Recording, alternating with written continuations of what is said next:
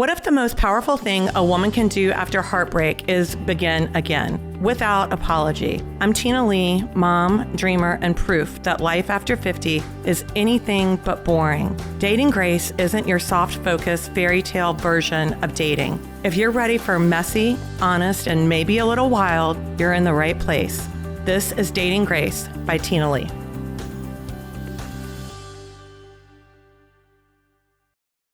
This is Dating Grace by Tina Leigh. Today we're going to prioritize what peace looks like in your life. And for me, I'm going to share what peace looks like in my life. We're also going to cover dating, which is always a wild topic.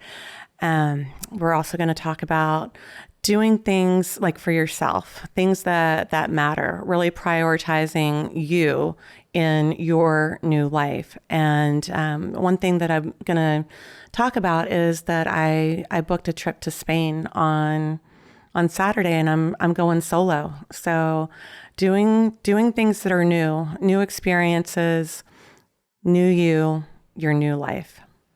So y'all are never going to believe this.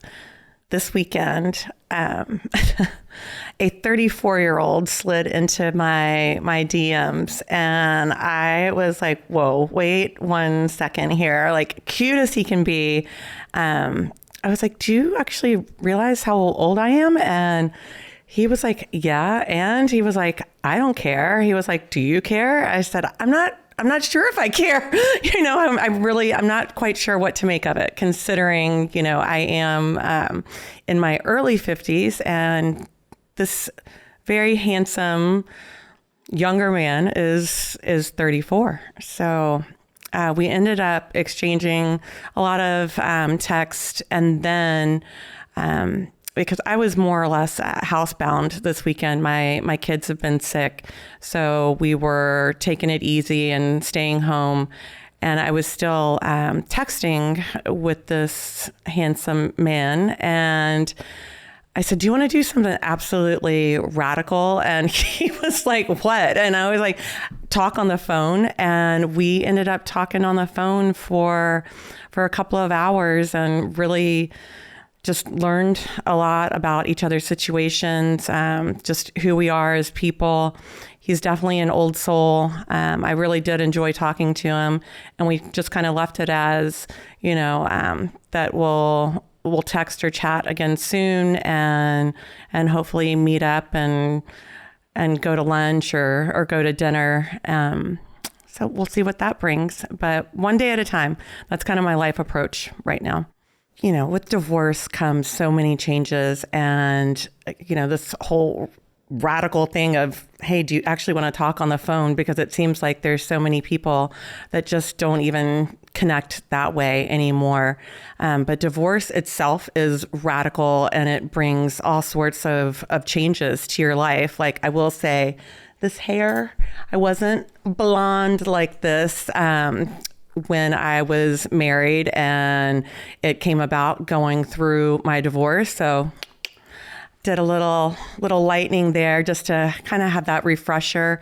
Getting on dating apps has seemed absolutely radical and sometimes insane to me because, being married for 14 years, so much has changed in the dating world. And it's like swipe here, click here, all the things, right? And then people just surprising you sometimes with photos that are a little outrageous, and you're just like, whoa, where did this come from? I think most ladies know that dick pics are everywhere these days. And I don't care if you are 50, 51 like me. I mean, there's no barriers with any of these men, and I don't care what age group they are, anywhere from 25 to 75, they're sending them, honey, and it's just kind of, that part's shocking as well. Another thing is, of course, you're having to find yourself again, and all the things that you want in your life that are going to make you happy. There's just, of course, so many changes, and trying to figure out who you are again, all the things that you want in life, how you want to live your life. And just a couple of days ago, I did something which is radical for me. I ended up booking a trip to Spain on Saturday. I'm going solo, and I am just going to wander the streets, eat great food, go to the beach, go to the pool, have some spa appointments, do some shopping, of course, tour the town. And I even set up a private tour with a local that we're going to go more inland to a different city and explore that together one day. So I'll have her company that day. And then another day, believe it or not, I do like to fish. So I booked a half-day charter. I always enjoy being out on the water, even, if you don't catch anything.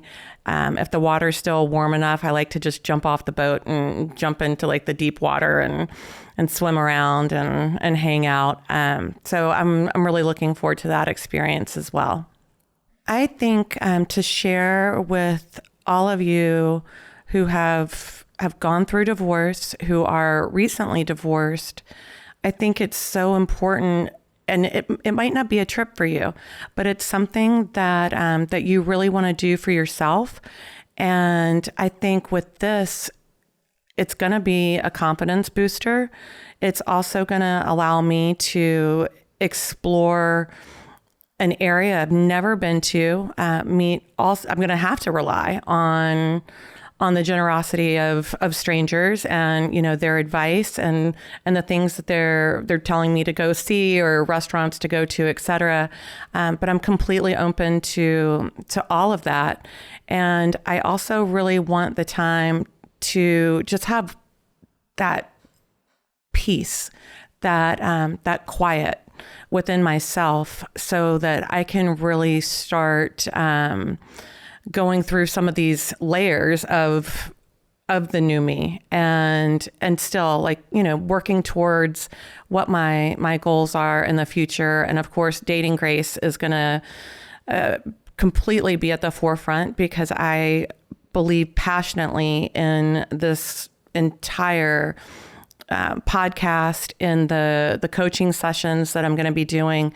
I think it's of utmost importance to come out of a devastating situation and turn it into a positive and find your new life. Do the things again that make you happy and that you're not reliant on somebody. You don't have to have a spouse to go do these things or a significant other. You don't even have to have your close friends with you on a trip. And I think it's going to be a really big adventure. I'm excited.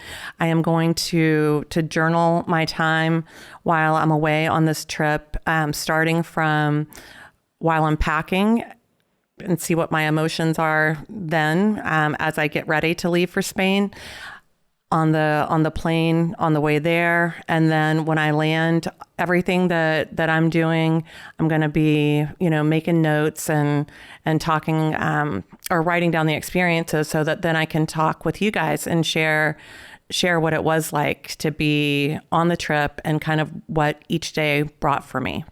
In this new time of your life, especially with choosing discovery, how do you recommend balancing openness to discovery and that pursuit of peace? I think that it all depends on your personality type. I am definitely more of an extrovert, and I do like to be around people. So I think that it's for me, it's important to have those connections. Whether again, it's you're deepening connections with your friends, with your family through this whole process, or if it's new people that are coming into your life because you are in a new space, and a new space physically, a new headspace, all the things. And I think because of some of the changes, it brings the openness, and you are attracting people into your life that you might not have met before, because again, circumstances are different. And with that, I think for me, I have found it easy to do those things as well as find peace with myself or time where it is just quiet, because I am putting that on my list of necessary things. It's very important for me right now to basically kind of schedule that and make sure that I am getting that, because there's been so much drama and so many dramatic changes that sometimes my train of thought completely changes from one day to the next, depending on what the subject matter is. And I think being able to sit with yourself, be quiet in those moments, it really starts to point you in the direction that you should be moving in. That whether the universe is pulling you there, or if it's based on like your own goals and driven more that way, that you're going down the path that's going to bring you the things that you're hoping to bring into your new life. Sometimes life asks you to start over, not with a grand plan or a perfect mindset, but with a quiet decision to begin again. That's how Dating Grace started, from a place of loss, curiosity, and a deep desire to grow. I'm Tina Leigh, and I built Dating Grace to help others rediscover who they are beneath the noise. Through one-on-one coaching, workshops, and the simple act of honest conversation, I help people reconnect themselves, others, and the parts of life that still feel good. If that's what you're craving, a little peace, a little direction, and a lot of grace, book your free 15-minute consultation at datinggracebytinalee.com. That's Dating Grace by Tina Leigh, TinaLeigh.com. Let's find your way forward together. Coming out of 14 years of marriage, getting on dating apps is like, I mean, a little bit of like blow your hair back. There are all sorts out there, that's for sure. And I do believe that there is someone for everyone.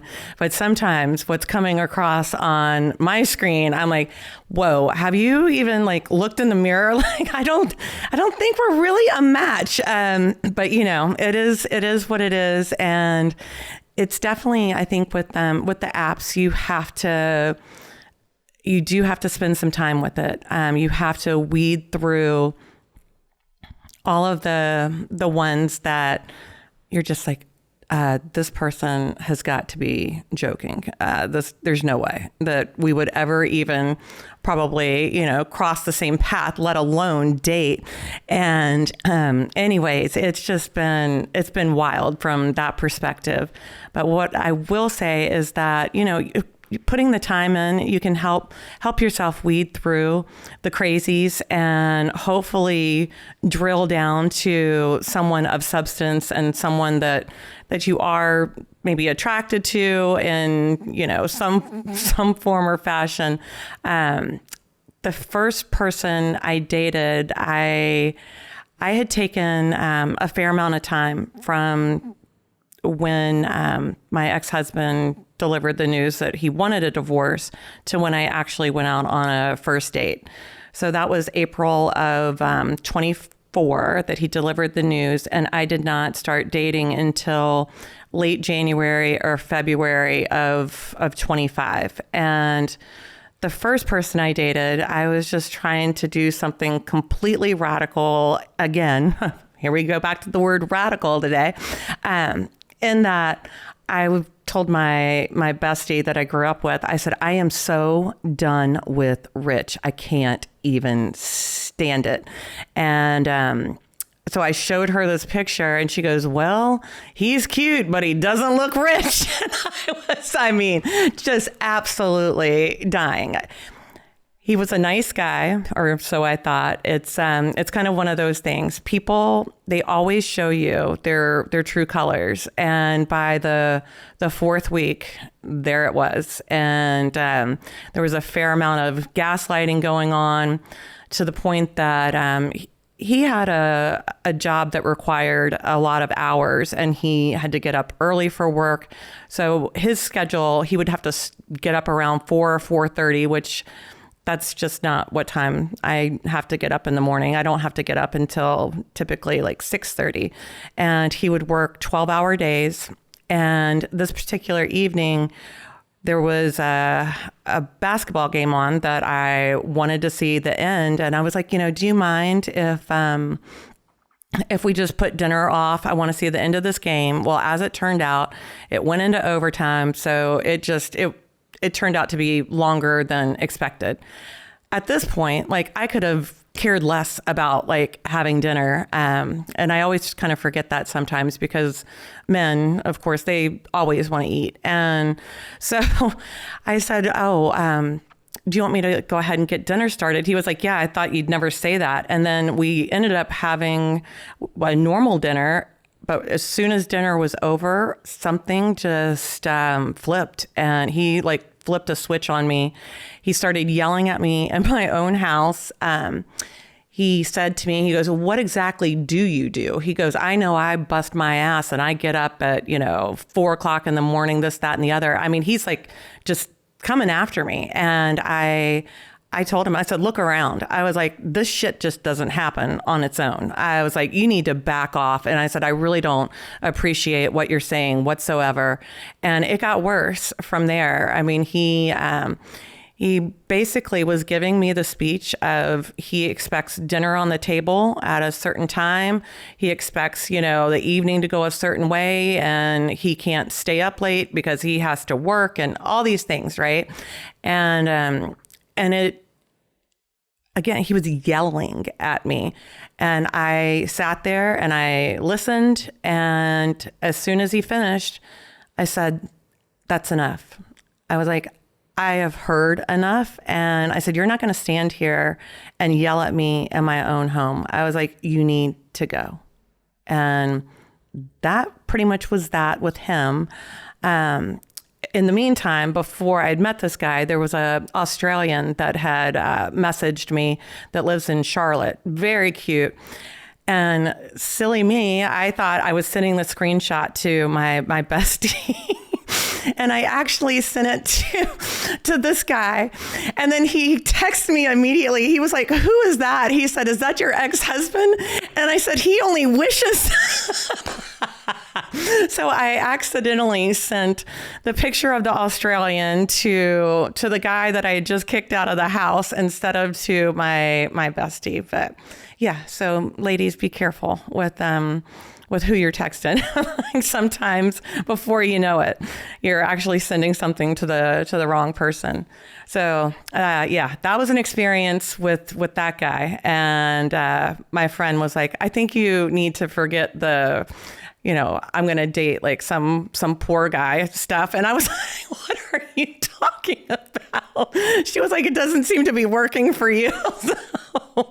So I, after that, I was just kind of out and about, still, messaging people back and forth through the apps. And then by March, the end of March, my mom, she died. And I had been in Virginia for about a week and a half during that whole time. And when I got back to Nashville, I didn't want to go home alone that night. Being in a house alone, because I was still very emotional.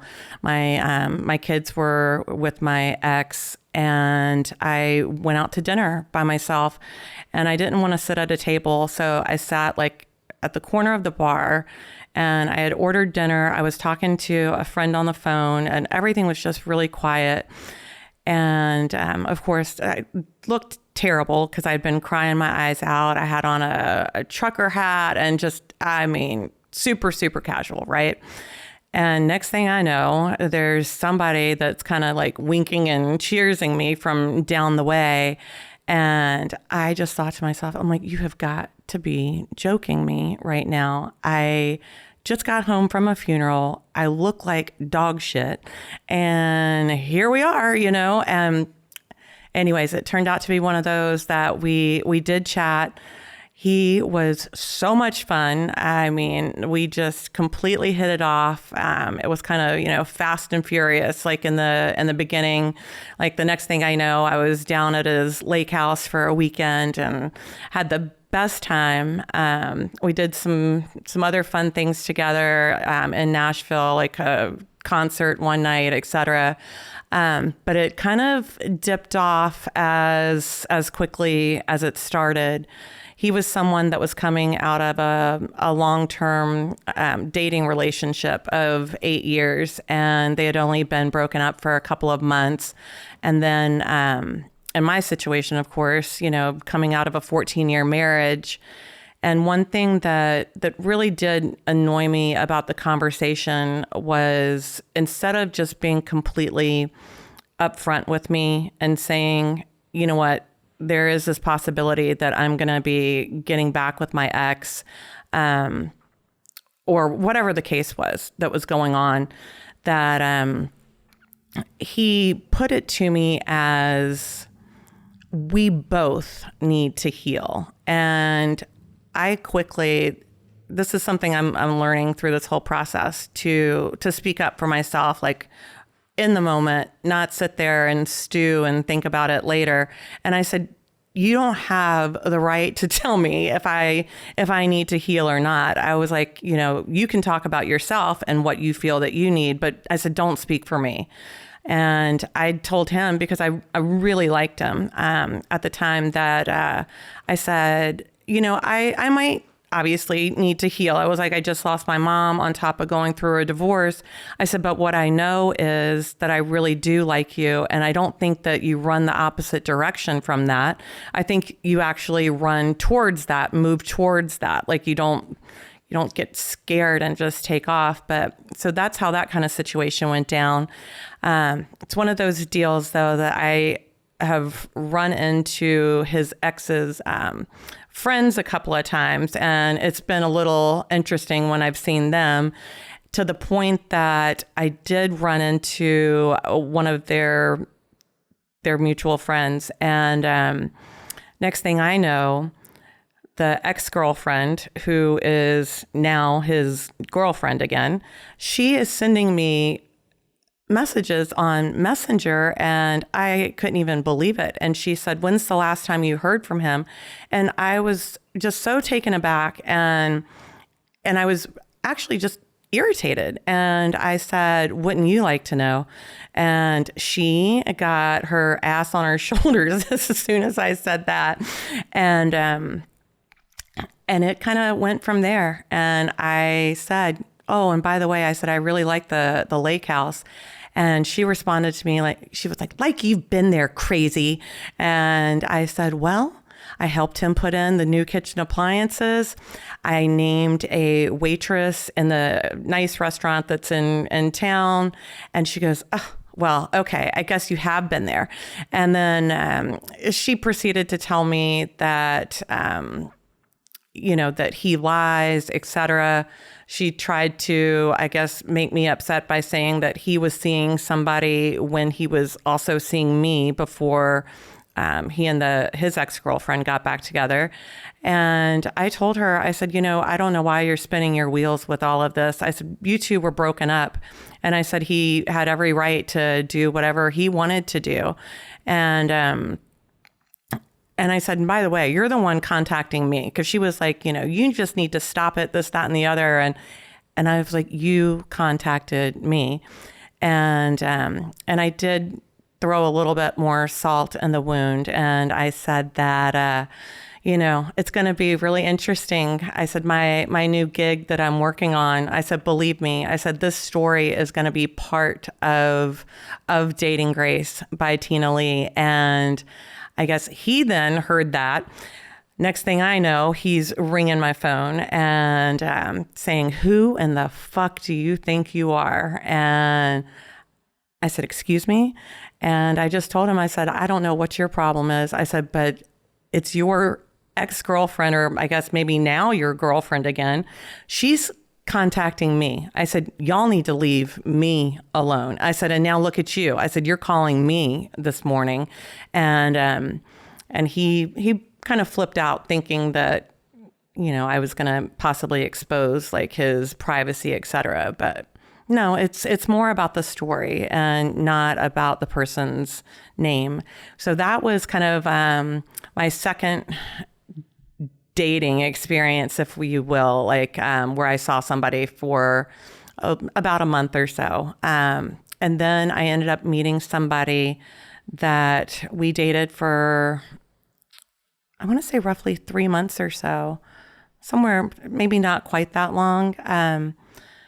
Again, everybody at some point, they really do show you who they are. And he was just one of those that it was one story after the other. And I was like, how can this even be possible, And I would ask questions, but he had an answer for everything. And in this case, it just turned out to be that it was just one story too many. And it was just exhausting in itself, like wondering what exactly the truth is, or why would somebody go this far to tell you all of these stories. Anyway, so I just I let that one go. But yeah, and I've had, organic meetings with meeting other guys as well, just by being out. I will say with the apps, you really do have to take some time with it. And sometimes that in itself is exhausting and you get kind of burnt out on it. Now that I've been single, like the last month, I actually haven't been relying on the apps like too much, because I do feel a little burnout from it right now. And I just kind of want to take a break. But I think it's one of those that, make it work for you, whatever feels right in your life at the time. If it's helping you meet other people, great. If you feel like you're just spinning your wheels because there's so many people that you'll have all these exchanges with, and then sometimes they just poof, like ghost you. And you're like, well, that was however many days of sitting here, investing the time, trying to get to know somebody, and then they're just gone. Then take a break. It is absolutely okay to take a break and just do what feels right for you. And then sometimes you get pleasantly surprised. Like the other night, this 34-year-old slid into my Instagram DMs, and I was just like, whoa, like, wow. And he's cute, but he's 34. So we'll just kind of see how that plays out. But I really had, a nice time chatting with him, because he is an old soul. And, just because there's an age gap, don't write somebody off either. I think that it's worth exploring if the person is of interest to you.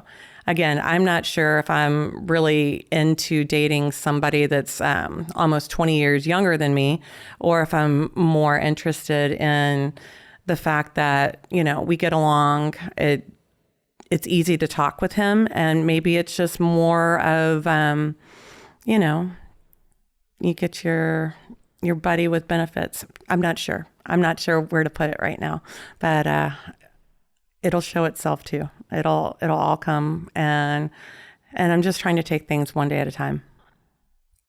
This is for the hurt. This is for the healing. This is Dating Grace by Tina Leigh.